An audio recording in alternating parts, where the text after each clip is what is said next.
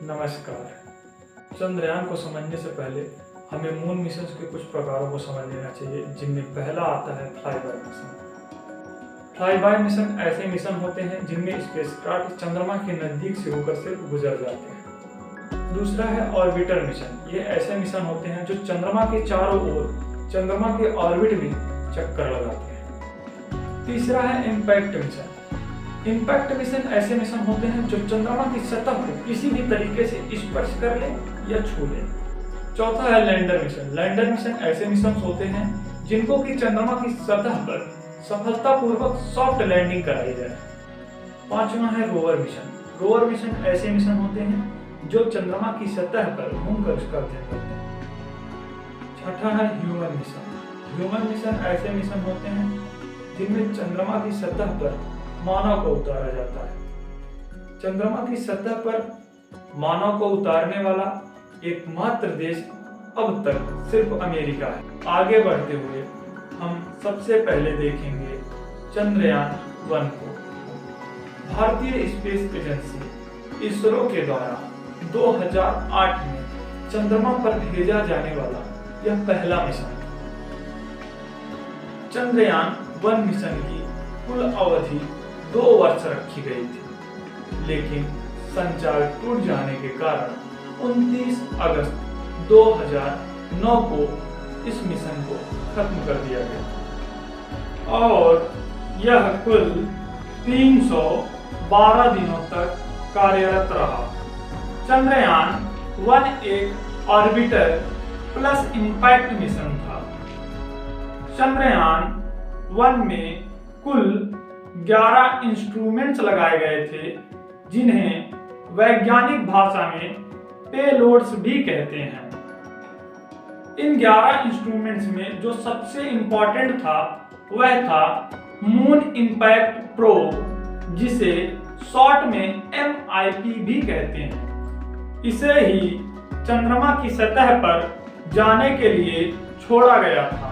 14 नवंबर 2008 जब moon impact probe को orbiter से अलग किया जाता है, उस समय ऑर्बिटर चंद्रमा की सतह से 100 किलोमीटर दूर चंद्रमा के ऑर्बिट में चक्कर लगा रहा होता है। इस 100 किलोमीटर की दूरी को तय करके चंद्रमा के दक्षिणी ध्रुव तक पहुंचने में मून इंपैक्ट प्रोब को कुल 25 मिनट लगे थे।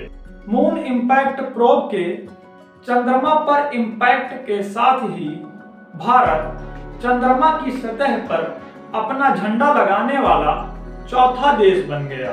इससे पहले चंद्रमा की सतह पर अपने देश का झंडा लगाने वाले 3 देश थे, अमेरिका, रूस और जापान।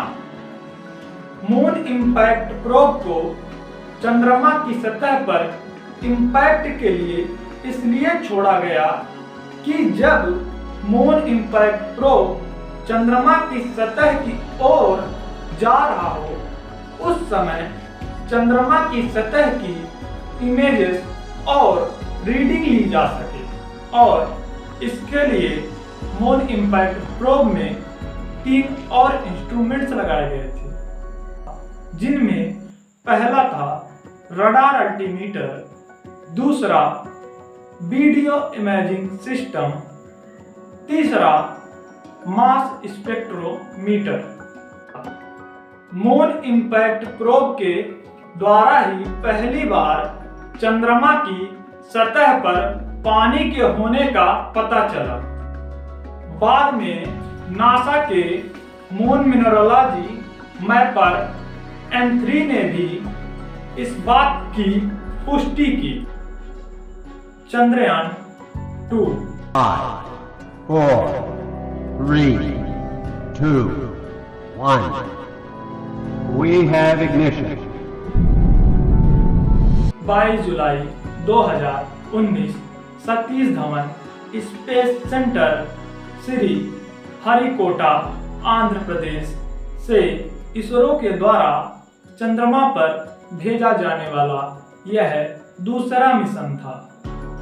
चंद्रयान 2 का launch vehicle GSLV mark 3 M1 था। चंद्रयान 2 में एक ऑर्बिटर, एक लैंडर और एक रोवर शामिल थे। लैंडर का नाम विक्रम इसरो के संस्थापक श्री विक्रम साराभाई के नाम पर रखा गया था। रोवर का नाम प्रज्ञान था।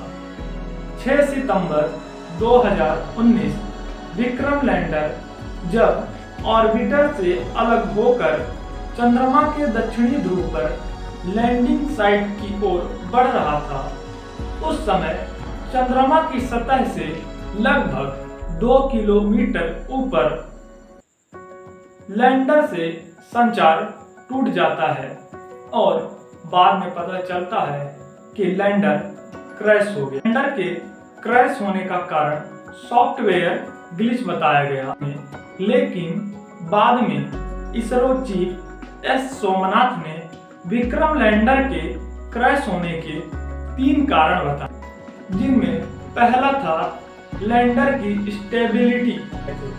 लैंडर में 5 इंजन लगाए गए थे, जिनका काम था लैंडर के वेलोसिटी या वेग को कम करने। इन इंजन्स ने लैंडर के वेग को कम करने के लिए इतना अत्यधिक जोर लगा दिया कि लैंडर अनस्टेबल हो गया।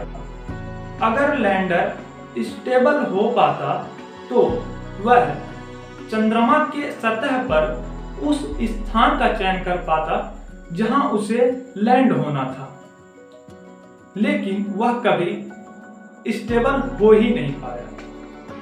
दूसरा कारण था लैंडर के रोटेट होने की गति। लैंडर की अस्थिरता के कारण लैंडर के रोटेट होने की भी गति बहुत तेज हो गई।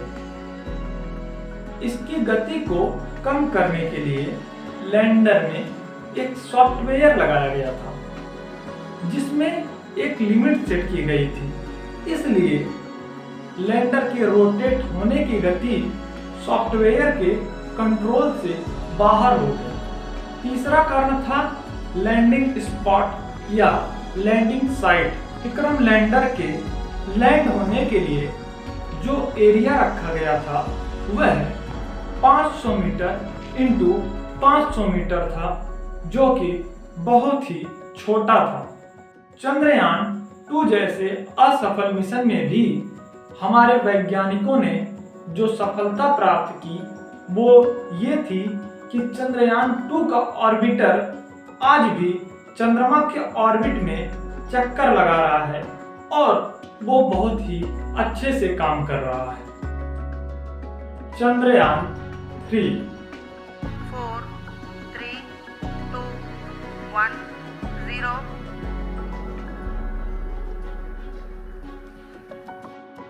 14 जुलाई 2023 सतीश धवन स्पेस सेंटर श्रीहरिकोटा आंध्र प्रदेश से इसरो के द्वारा चंद्रमा पर भेजा जाने वाला यह तीसरा मिशन था।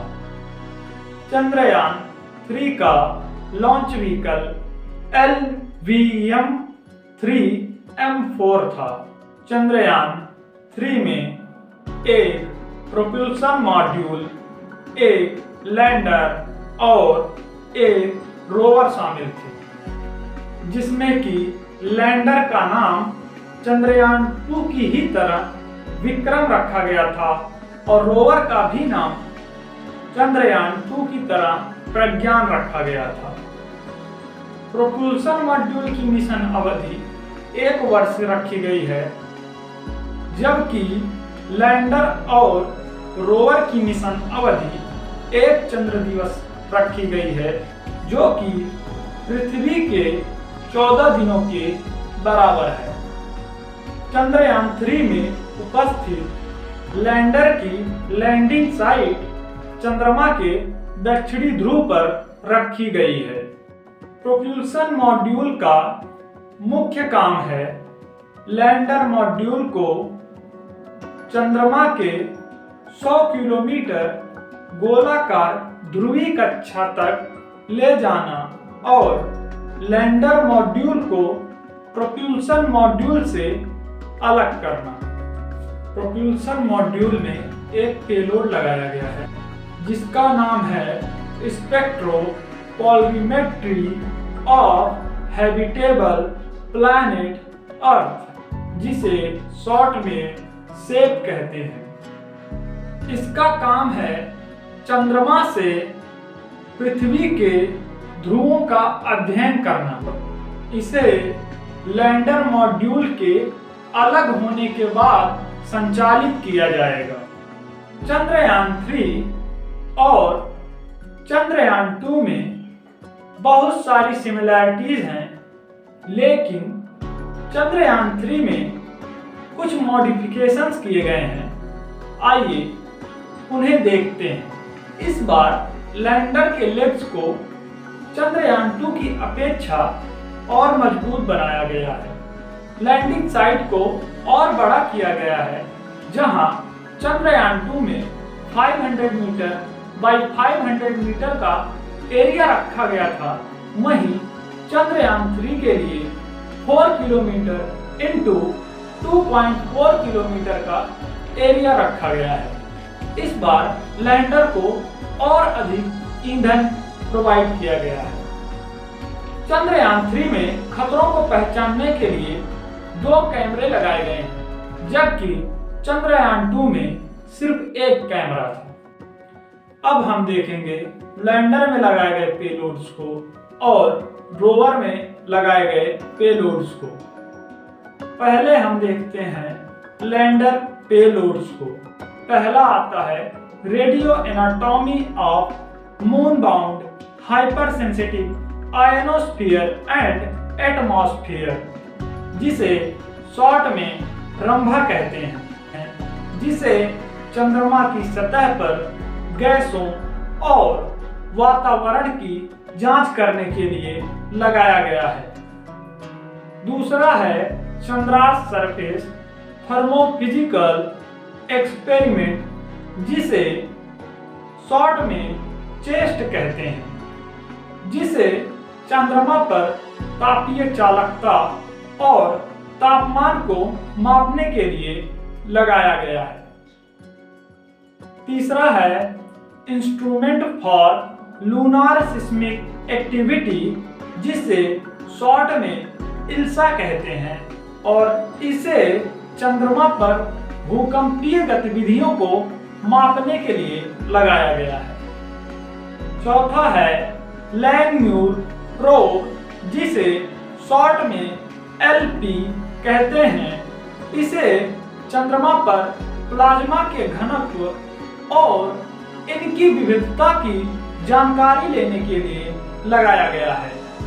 पांचवा है लेजर रिट्रो रिफ्लेक्टर एरे, जिसे शॉर्ट में LRA कहते हैं।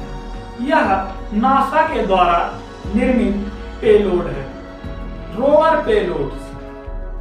पेलोड में 2 पेलोड्स लगाए गए हैं, जिसमें पहला है अल्फा पार्टिकल एक्सरे स्पेक्ट्रोमीटर, जिसे शॉर्ट में APXS कहते हैं, और दूसरा है लेजर इंड्यूस्ड ब्रेकडाउन स्पेक्ट्रोस्कोप, जिसे शॉर्ट में लिब्स कहते हैं, और इन दोनों को लैंडिंग साइट के आसपास मौलिक संरचनाओं का अध्ययन करने के लिए लगाया गया है।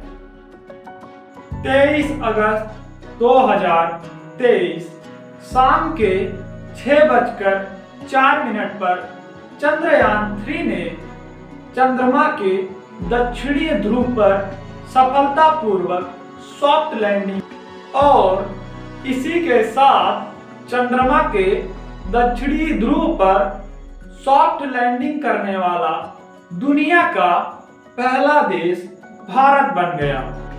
धन्यवाद।